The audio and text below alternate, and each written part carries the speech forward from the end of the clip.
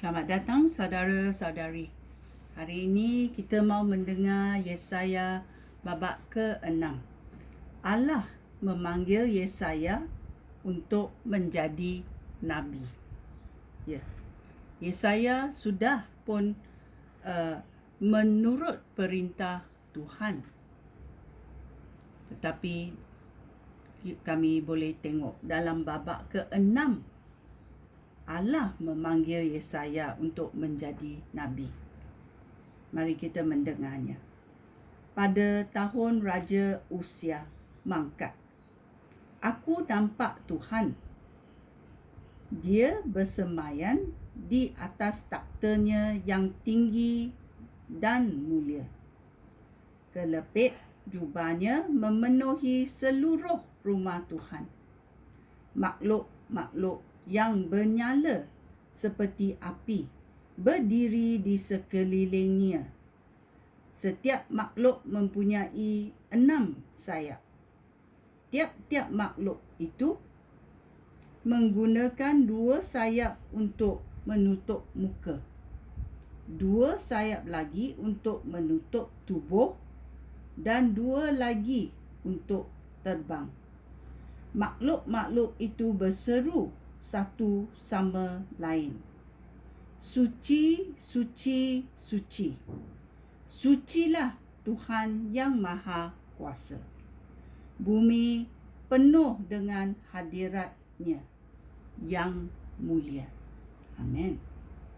Suara makhluk-makhluk itu menyebabkan asas rumah Tuhan bergoncang, dan rumah Tuhan itu dipenuhi asap. Lalu aku berkata, malanglah aku, tiada harapanlah lagi bagi aku, kerana tiap-tiap perkataan aku itu dosa. Dan aku hidup di kalangan orang yang begitu juga. Namun dengan mata aku sendiri, aku telah melihat Raja, Tuhan yang Maha Kuasa.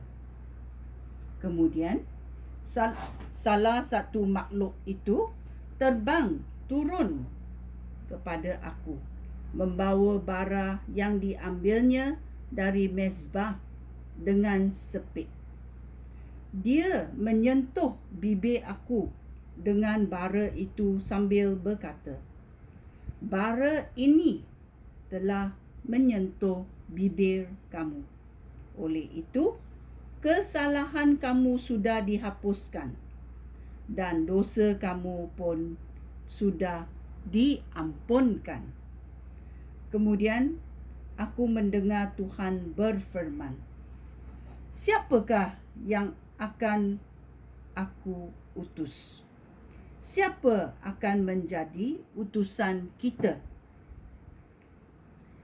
Aku menjawab, inilah aku, utuslah aku.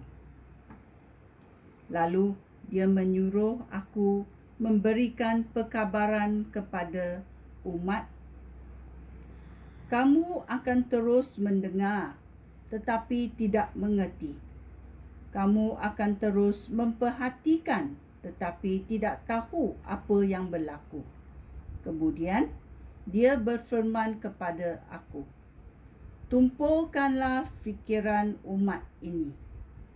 Tuliskanlah telinga mereka dan butakanlah mata mereka, supaya mereka tidak dapat melihat atau mendengar ataupun mengerti. Jika mereka tidak demikian, mungkin mereka kembali kepada aku lalu disembuhkan. Aku bertanya, sampai bilakah hal ini akan berlangsung, ya Tuhan?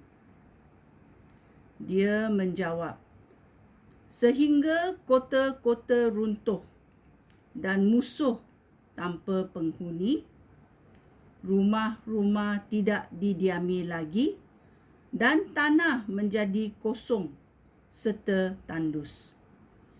Aku akan membuang umat itu ke tempat yang jauh, dan aku akan menjadikan seluruh negeri sepi, tidak berpenghuni.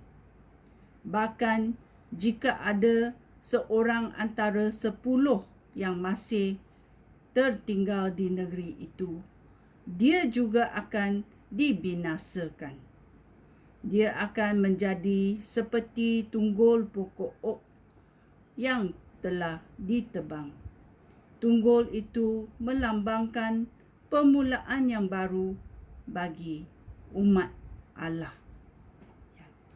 Ini adalah kisah Allah memanggil Yesaya untuk menjadi nabi. Ya. Sungguhnya bila Tuhan memanggil kita memenuhi kehendaknya, sudikah kita?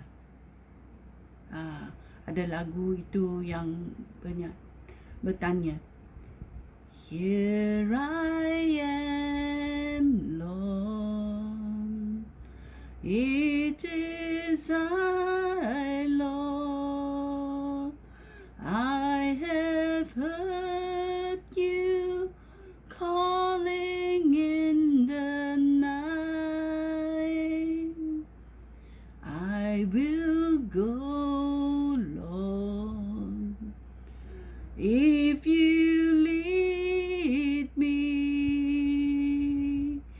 I will hold your word in my life.